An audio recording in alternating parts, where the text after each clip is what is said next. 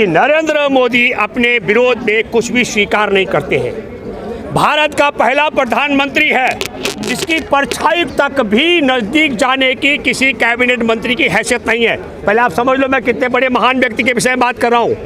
भारत में 26 मई 2014 से लेकर आज 4 अक्टूबर तक 2023 का जिक्र कर रहा हूँ, नरेंद्र मोदी की छाया तक भी पहुँचने का हिम्मत कैबिनेट में शामिल एक मंत्री नहीं कर सकता है। और कोई भी उद्घाटन करना हो देश में, चाहे वो शौचालय का दरवाज़ा खोलना हो, चाहे रेल को झंडी दिखानी हो, वो सब काम भी नरेंद्र मोदी करते हैं। नरेंद्र मोदी की दूसरी खूबसूरती क्या है? नरेंद्र मोदी अपने विरोधियों को निपटाना बहुत अच्छी तरीके से जानते हैं।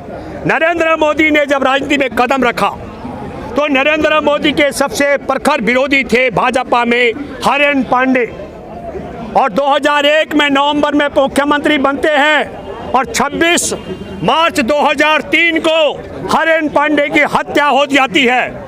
और नरेंद्र मोदी पर हरेन पांडे के हत्या का आरोप हरेन पांडे के पिता विट्ठल भाई पांडे ने लगाया है। ये मैं नहीं लगा रहा हूँ। नरेंद्र मोदी अपनी शाखाओं का और अपनी चहेती कंपनियों के हित में भी बहुत अच्छा काम कर सकते हैं। मैं आपको दूसरा जिक्र करना चाहता हूँ। आज़ादी के 66 वर्ष बाद कानून बना भूमि अधिग्रहण का, उसकी बहुत अच्छाई थी। 80-85% लोगों की सहमति के बगैर उनकी ज़मीन नहीं ली जाएगी। 5 साल से ज़्यादा हो तो ज़मीन वापस कर दी जाएगी। बहुफसली खेती, ताकि देश में खाद्य संकट ना पैदा हो। खेती में काम करने वाले मजदूरों को 5 लाख रुपए देने का प्रावधान था, और 5 साल में ज़मीन अगर उपयोग नहीं की वापस करने का, और सारे केंद्रीय कानून को उसमें शामिल करने का। आपको मैं बताना चाहता हूँ, 26 मई 2014 को सरकार बनी मोदी जी की। 28 मई को ग्रामीण विकास मंत्री गोपीनाथ मुंडे को पूछा गया क्या करेगी सरकार इस कानून का। उन्होंने कहा तत्काल क्रियान्वयन करेगी, लागू करेगी। बोला 3 जून को गाड़ी तेज चल रही थी, मंत्री गाड़ी में बैठे थे, ड्राइवर ने ब्रेक मारा, मंत्री मर गए। ठीक उसी तरीके से मैं कहना चाहता हूँ कि हमारे देश के प्रधानमंत्री ने यूट्यूब की दुनिया में कदम रख दिया। 27 सितंबर को उन्होंने यूट्यूब चैनल शुरू कर दिया। अब उन्हें अपना विरोध में जैसे राजनीति में हरेन पांडे को निपटाया है, उसी तरीके से यूट्यूब को भी निपटाने का सिलसिला शुरू किया। और इसलिए उन्होंने कहा, एक अमेरिकी अखबार है, उस अमेरिकी अखबार की रिपोर्ट है कि न्यूज़ क्लिक को चीन का पैसा आया, और न्यूज़ क्लिक के लिए रिपोर्ट करने वाला अभिसार उर्मिलेश, भाषा सिंह और इन तमाम पत्रकारों को दिल्ली पुलिस ने उठाया, पेरोल पे काम कर रहे हैं आजकल। तो ये विरोधाभास है। जब न्यूज़ क्लिक पर पैसा आता है तो उसके लिए काम करने वाले पत्रकारों को भी पुलिस उठा लेती है।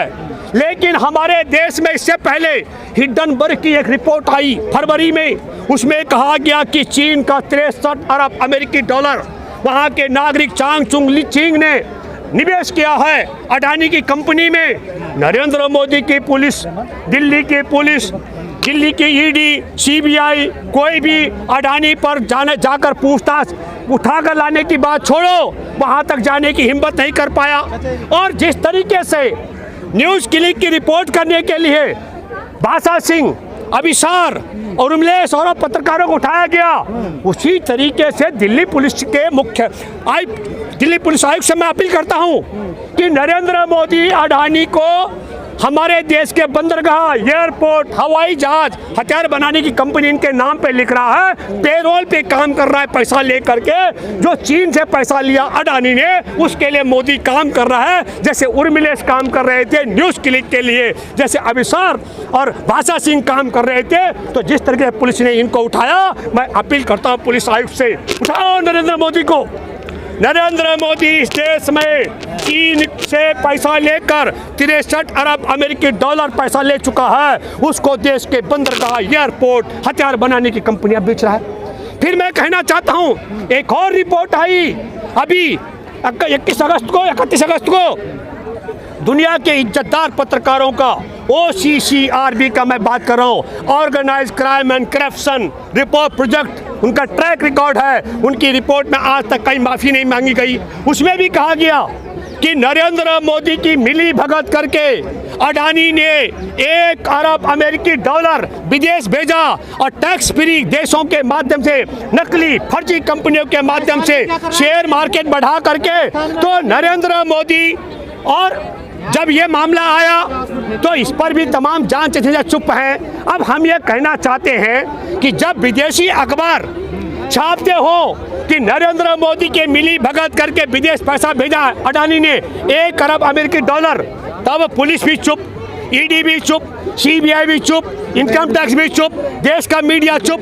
और न्यूज़ क्लिक पे पैसा आया और उर्मिलेश जी ने जो कुछ कहा बंद कमरे में नहीं कहा। हमारे देश में $1 अरब अमेरिकी डॉलर गुपचुप तरीके से मोदी ने अडानी के साथ मिलकर विदेश भेजा, लेकिन न्यूज़ क्लिक के लिए भाषा सिंह ने जो कुछ कहा सबने सुना, और अभिसार ने जो कहा सबने सुना, उर्मिलेश ने जो कहा सबने सुना। हम ये कहना चाहते हैं जो बात सबको सुनाई गई है, सबको बताई गई है, उसमें तुम आपराधिक मुकदमा दर्ज करोगे, और जो मिली भगत करके चुपके से चांगचुंग चिलिंग से 63 अरब अमेरिकी डॉलर लेकर के देश के बंदरगाह, एयरपोर्ट, हथियार बनाने की कंपनियां बेची गई, तब हम कहते हैं ये विरोधाभास है। इसलिए मैं ये कहना चाहता हूँ, आपके माध्यम से दर्शकों को अपील करता हूँ, आप समझ लीजिएगा, अगर चीन चीन तो हमारा दुश्मन है, उसने 15 जून 2020 को हमारे 29 जवानों की हत्या कर दी थी। नरेंद्र मोदी आज तक चीन नहीं बोल पा रहा, बेचारा डर के मारे। मोहन भागवत, अमित शाह एक भी चीन नहीं बोल पा रहे हैं, क्योंकि चीन के पेरोल पर पलने वाले लोग हैं। इसलिए हम ये कहना चाहते हैं कि चीन के साथ दिखाने के हाथी के दांत और खाने के और हैं। असल मकसद क्या है? जैसे राजनीति में विरोधी हरेन पांडे की हत्या कराई गई, जैसे अपने सखा को बचाने के लिए जस्टिस लोया की हत्या कराई गई, ठीक उसी तरीके से यूट्यूब में शुरुआत करके नरेंद्र मोदी ने यूट्यूब के पत्रकारों को डराने धमकाने का और अपनी दुकान को चमकाने के लिए उर्मिलेश, अभिसार और भाषा सिंह को उठाया है। लेकिन मैं आपके माध्यम से कहना चाहता हूँ, पूरी ताकत लगा दे संघ परिवार भाजपा सरकार, इनके बाप की ताकत नहीं है यूट्यूब चैनल को बंद कराने की और यूट्यूब चैनल के पत्रकारों को डराने की। ये अभिसार, भाषा सिंह और आपने उर्मिलेश जी के बॉडी लैंग्वेज से देख लिया होगा। लेकिन एक बता रहा हूँ, पत्रकारों को इतना बड़ा नुकसान नहीं होना है, नुकसान देश का है। हमारे देश के अंदर एक टेलीविजन है,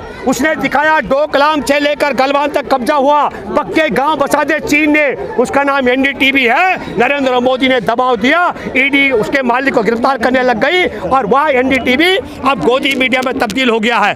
अब यूट्यूब चैनल सच्चाई दिखा रहा है, नरेंद्र मोदी पत्रकारों को डराने का काम कर रहा है। ये डराने का जो काम कर रहा है ये लंबा नहीं चलने वाला है, ये गारंटी मैं कहता हूँ। पर देशवासियों की जिम्मेदारी बनती है कि वह पत्रकारों के साथ उठ खड़ा हो और ये सच्चाई को दबाने का षड्यंत्र है उसका पर्दाफाश करें।